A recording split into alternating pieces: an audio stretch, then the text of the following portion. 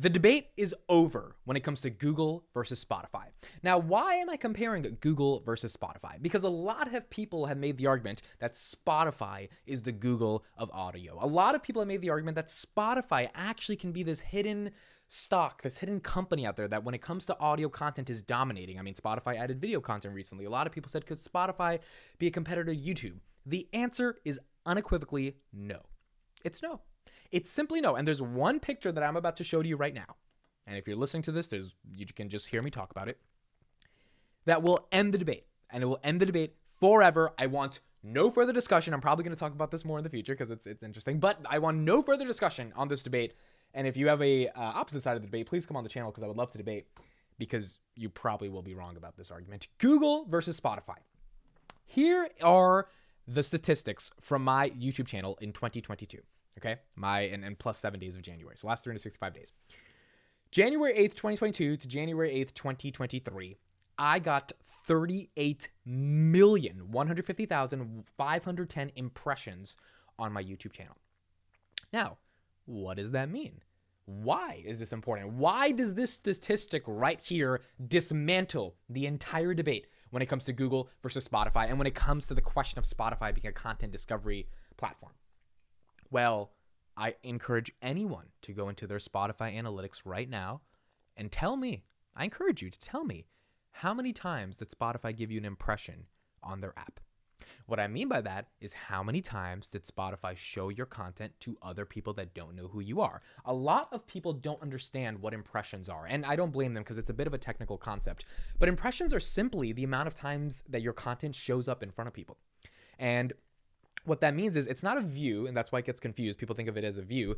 It's the amount of times people have had a chance to see your content. So when you're scrolling on YouTube, when you're scrolling on Twitter, when you see someone's thumbnail or title, you got an impression of their content. Whether you clicked or not is irrelevant to the fact that you got a chance to see that they had something to offer you. On Twitter, when you scroll through someone's tweets, whether or not you like it, retweet, engage, quote tweet it, comment back to it, you got a chance to see someone's tweet. Even if you didn't even read it all the way through, or you barely skimmed it, it showed up in your feed. It had a chance to enter into your consciousness. I believe tech platforms that are harnessing massive amounts of user-generated content need to be able to give as many impressions as possible to the users that are generating that content. Why? Why is this important? If you are a tech platform and you are saying, hey, upload to us because we will do the magical work of finding you an audience, and you are not showing the content that is being given to you for free, which is why this business model is literally one of the best business models on the planet, then you are failing as a tech company. You are absolutely failing. Why are you failing? Because the goal of a tech company is not to buy media and then just shove it in your face. The goal of a tech company is to take complex and truly infinite amounts of media. I mean, YouTube gets 500 videos an hour uploaded a minute. Twitter gets 3,000 tweets uploaded a second.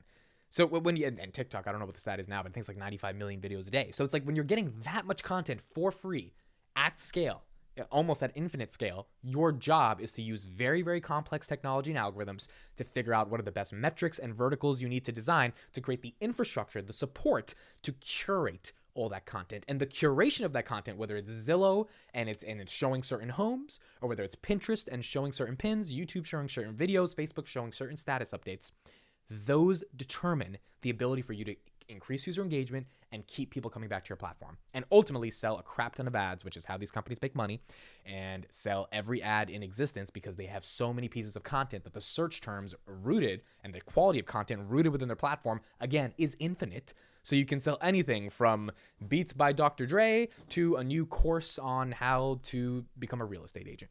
I mean, the possibilities are infinite, which is why this is the greatest time in history, I believe, to start a tech company, because everyone wants to make content. And if you figure out a way to get people to make content on the thing you built, you can monetize the crap out of it, and you can share a lot of that monetization with the people giving you content, and they can make a living from their platform. I made $20,000 from these 38 million impressions. And again, these 38 million impressions led to, I think, like a 5.7% click-through rate, which, a little bit lower than that, 3%, something like that, which led to about 2 million views. So 2 million times people watched me on this website called YouTube because YouTube gave them a chance to watch me. I didn't pay $1 for these 38 million impressions. And so enter in the conversation about Spotify. Spotify, as a content discovery tool, people have talked about this as like an innovative stock because it allows your audio to become discovered. They are wrong. They are 1,000% wrong. I mean, this is just there is not an argument here. And until Spotify's changes, there's not an argument. Spotify spent $1 billion on Joe Rogan, Gimlet Media, Call Her Daddy, all these different podcasts, Ringer Network, all these different podcast acquisitions. Why do they do that? Well, the reason they did that is because the music business sucks. Daniel Ek realized that he had created something revolutionary to change the world of streaming, which is ultimately, I think, led to something good. The problem is the record labels own the content. So you're just an app to play Beyonce, to play Justin Bieber. You don't have a moat other than the fact you're an app. Yeah, you have a nice little UI, nice little design, good algos. I mean, people are not leaving Spotify, don't get me wrong. But the problem is the monetization perspective doesn't have a moat because it's just an app for content that you don't even own. YouTube is just an app for content, but YouTube theoretically owns all the content because it's uploaded to YouTube. All that music is not uploaded to Spotify, it's licensed to Spotify. So when Spotify realized that, wait a second, we don't have any money. I mean, we don't have any we don't have any monetization capabilities, meaning we don't have any money from this music. And every time we raise the subscription prices on our subscriber, which is their premium-based model, you have to share most of that with the record labels. That's how they make the money. The only thing we can do is get other types of audio that we can't own. The problem is, instead of encouraging people to upload any type of audio to create a discovery mechanism, they decided to start buying podcast companies.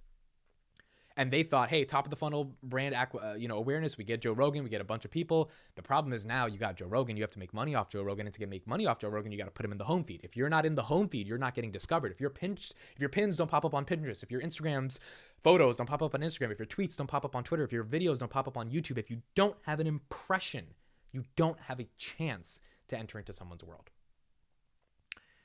That is why the debate is over. There is no debate when it comes to Google or Spotify. Now, there may be another reason you want to buy Spotify, another reason why you might want to buy Google, but if your argument is around content discovery, there simply isn't a debate.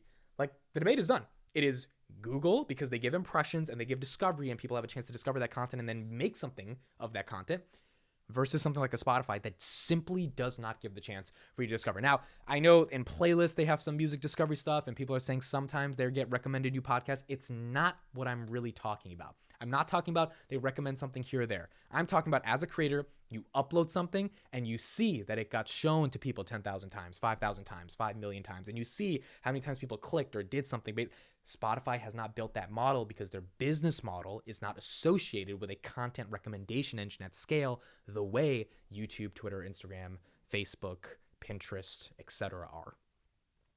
And so in that, I obviously see an opportunity, and I see an opportunity with the startup that I'm building, and I have some information in the description. You can check it out. But ultimately, like, that opportunity in the audio space is so grandiose to me that I just think it's massive, because the biggest company in the world in audio, by the way, first of all, they're not taking advantage of this opportunity, but Spotify did like $10 billion of revenue last year. Sirius XM Radio did about $9 billion, roughly the same amount of revenue. Why is Sirius XM Radio, an audio company, doing $9 billion of revenue, which is pretty much the same as Spotify, a tech company? Can someone explain that? Why is Spotify, a tech company, doing the same amount of revenue as a media company? Maybe it's because the tech company isn't actually doing much with the tech. They're buying stuff like a media company does, and then they're shoving it down people's faces with a fancy UI. I think Spotify is undervalued. I think it has a lot of room to grow. I think it will become a major, major player in the next couple of years, but I think there's a lot of space for another audio app or even YouTube to just do phenomenally well when it comes to recommendations, because when it comes to discovery, it's not happening on Spotify. Thank you so much for listening and watching. Let me know your thoughts. We'd love to hear in the comments. Am I right on this? Do you think I have an argument when it comes to Google, when it comes to Spotify? And do you think Spotify can do something better to compete with something like a YouTube? Spotify has 500 million MAUs. Like, they can show content to more people. They're choosing not to do that. And I think a lot of their business model has to do with that, and the fact that they're mainly for music versus podcasts. But let me know what you guys think in the comments. Thanks so much for listening and watching. I'll see you in the next one.